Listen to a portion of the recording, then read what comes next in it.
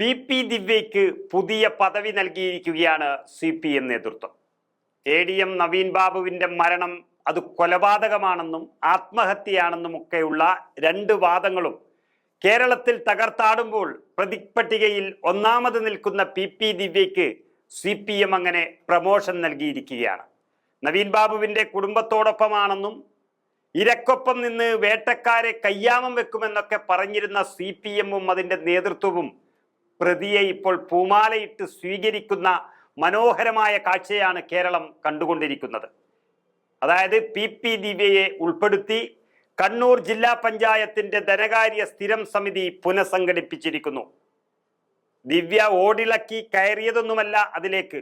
ധനകാര്യ സ്ഥിരം സമിതിയിൽ വന്ന ഒഴിവ് നികത്തുന്നതിന് പാർട്ടി നൽകിയ നിർദ്ദേശപ്രകാരമാണ് ദിവ്യയെ ഇപ്പോൾ ഉൾപ്പെടുത്തിയിരിക്കുന്നത്.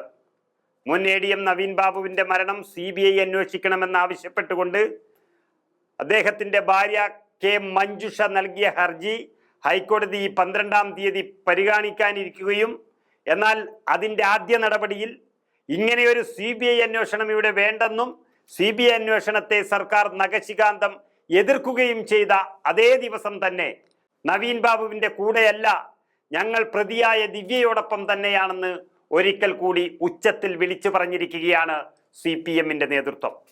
ADM-ന്റെ മരണത്തിൽ ആത്മഹത്യാ പ്രേരണ കുറ്റം ചുമത്തിയതിന് പിന്നാലെ കണ്ണൂർ ജില്ലാ പഞ്ചായത്തിന്റെ പ്രസിഡന്റ് സ്ഥാനത്ത് നിന്ന് പി ദിവ്യയെ CPM നീക്കിയിരുന്നു.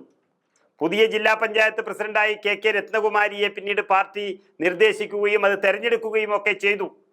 മുൻകൂർ ജാമ്യം നിഷേധിച്ചതിനെ തുടർന്ന് ദിവ്യ റിമാൻഡിലായപ്പോൾ കണ്ണൂർ ജില്ലാ കമ്മിറ്റിയിൽ നിന്നും CPM ബ്രാഞ്ച് കമ്മിറ്റിയിലേക്ക് ദിവ്യയെ തരം താഴ്ത്തുകയൊക്കെ ചെയ്തു.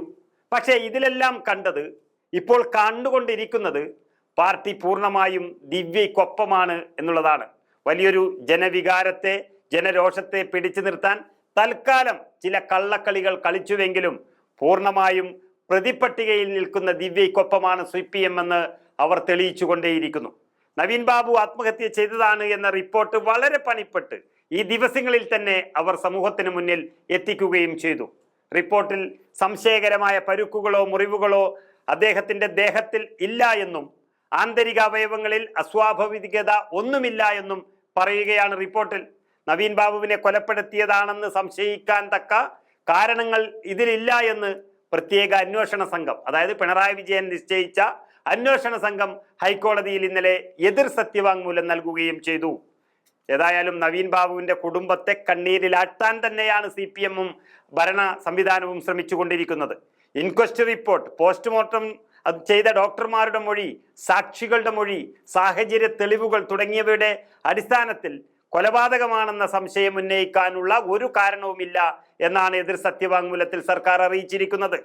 അങ്ങനെ ദിവ്യ എന്ന സഖാവ് 100% ശീലാവതിയാണെന്നും യാതൊരു തെറ്റും ചെയ്യില്ലെന്നും ഉറപ്പിച്ച് സമർപ്പിക്കുന്നതിൻ്റെ ഭാഗമായി തന്നെയാണ് ഇപ്പോൾ ഈ പ്രമോഷനും നൽകിയിരിക്കുന്നത്. അങ്ങനെ നഷ്ടപ്പെട്ടതെല്ലാം ഓരോന്നോരോന്നായി സഖാവ് തിരിച്ചു പിടിക്കുക തന്നെ ചെയ്യും.